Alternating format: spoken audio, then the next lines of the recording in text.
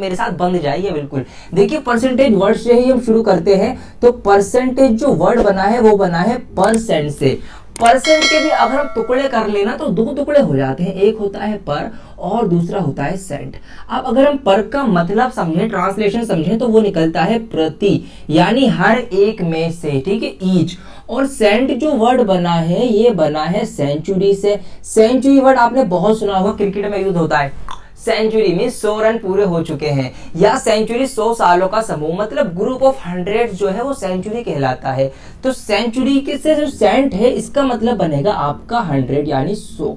तो अगर हम परसेंट का मतलब समझे ना तो परसेंट का मतलब निकलेगा प्रति 100, यानी हर 100 में से, हर 100 में से जो भी लिया गया है वो उतना परसेंट है। ये है इसका कंसेप्ट के परसेंटेज होती क्या है। अब मान लीजिए मैंने आपसे कहा कि 20%, तो इसका मतलब होगा कि 100 में से 20, ठीक है। अगर मैंने आपसे कहा 75%, तो इसका मतलब होगा 100 में से 75, यानी आपके 100 में से 75 नंबर अगर आए किसी भी टेस्ट में तो आपके 75% मार्क्स हैं। अगर आपके 20 नंबर आए हैं तो आपके कितने, 100 आउट ऑफ 20, तो आपके कितने 20% मार्क्स आए हैं। तो यहां से इस तरह से परसेंटेज बनती है।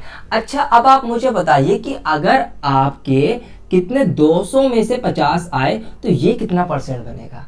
अब इसको बताइए, अगर नीचे 100 था तो इजी था।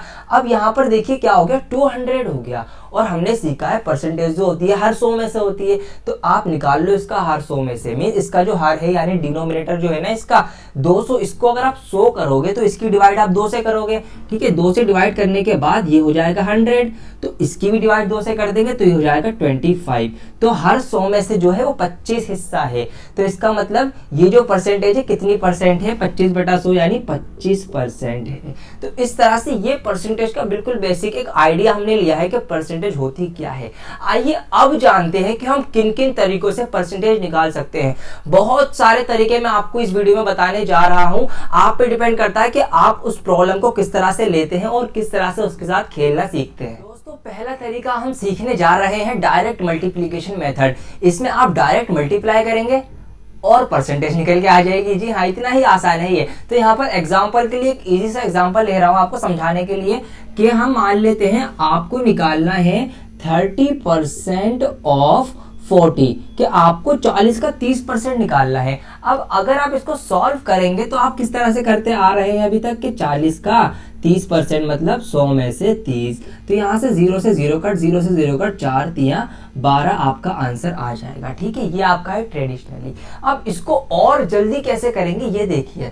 अगर नंबर में 2 0 है तो वो 2 0 तो ऑलरेडी 100 के 2 0 से कट ही जाएंगे ना। तो आपको क्या करना है, बेसिकली नंबर्स की मल्टीप्लाई कर देनी है, 3 चौक होते हैं 12, आपकी परसेंटेज निकल के आ गए। इतना आसान है ये, ठीक है। आइए एक एग्जांपल और लेते हैं। मान लीजिए आपको निकालना है 25% ऑफ 30, आपको 30 का 25% निकालना है। तो कैसे निकालेंगे, 25 या कितने होते हैं, 75 होते हैं। आ गई परसेंटेज, क्या आ गई जी, नहीं ये गलत आंसर है। अब क्या करना है आपको, 0 एक ही है तो एक 0 ही कट पाएगा 100 का, और जो दूसरा 0 बचेगा ना उसके बदले का इसमें एक पॉइंट लग जाएगा, तो 7.5 7.5 इसका आंसर आएगा। तो इस तरह से आपको देखना है कि 0 अगर दोनों हैं तो 2 0 पूरे पूरे हट जाएंगे, डायरेक्ट नंबर्स की मल्टीप्लाई आंसर आ जाएगी। अगर एक 0 है तो एक 0 से एक 0 कटेगी, फिर उस एक 0 का ना आपको एक पॉइंट लगाना पड़ेगा। आइए एक एग्जाम्पल और देखते हैं। यहाँ पर एग्जाम्पल है 20% ऑफ 42, 42 का आपको 20% निकालना है, ठीक है। तो